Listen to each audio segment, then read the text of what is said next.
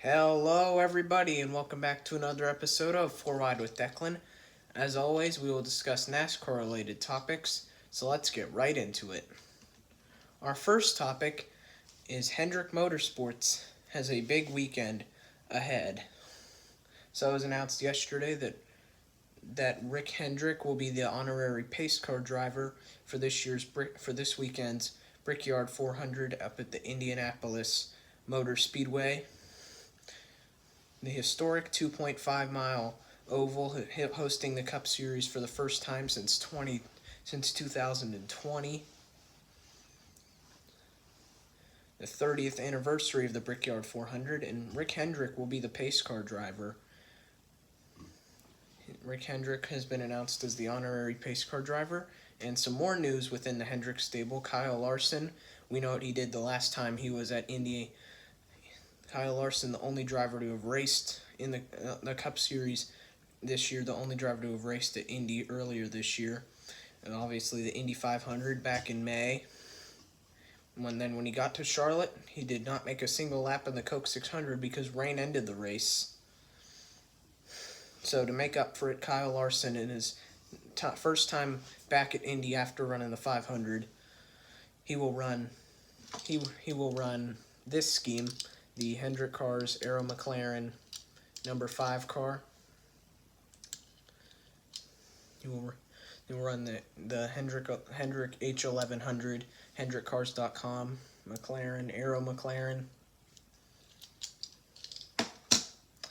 And so that's that. And our second topic is the big news story of the week. Corey LaJoie wrecking Kyle Busch out at Pocono and collecting many others, causing the big one. So, on a restart late at this last weekend's race at Pocono Raceway, Corey LaJoie in the number 7 car ducked inside of Kyle Busch's number 8 and spun Kyle into turn 1. Kyle then came up the track, hooked multiple cars, including Ricky Stenhouse Jr., Ryan Preece, Harrison Burton, and others.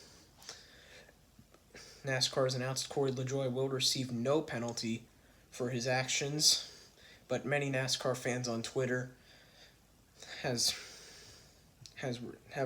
called Corey LaJoie a hack for causing the incident, which Corey even admitted that he was just trying to get in line, and then he made an unsafe rejoin and accidentally wrecked out the 8. Well, many fans believe that's intentional. I don't believe that's intentional. I believe what Corey said, that was an accident that was a mistake on his part. And Corey LaJoie is not having the year Corey LaJoie's not having a good year. I believe he is 31st. I believe he's 30th in points, only in front of John Hunter Nemechek, Austin Dillon, Harrison Burton, and Zane Smith. I believe he's 30th in points. And when he set career highs last year, he had a down years in 21 and 22. Set his best year was last year when he finished top 5 at Atlanta in the spring. Well, he did finish top 5 this year, career best 4th in the Daytona 500. Well, other than that, this year has been a pretty forgettable one for stacking pennies. And our final topic is the weekend prediction. So, the return of the Brickyard 400.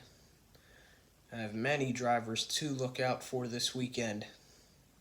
Tyler Reddick, Christopher Bell. Tyler Reddick, Christopher Bell, both ran good here in Xfinity. Denny Hamlin was leading here back in 2020 before he blew a tire with only a few laps to go. So those are 3 favorites to look out for. And your long shot of the week, brought to you by Original Big Shot Bobs.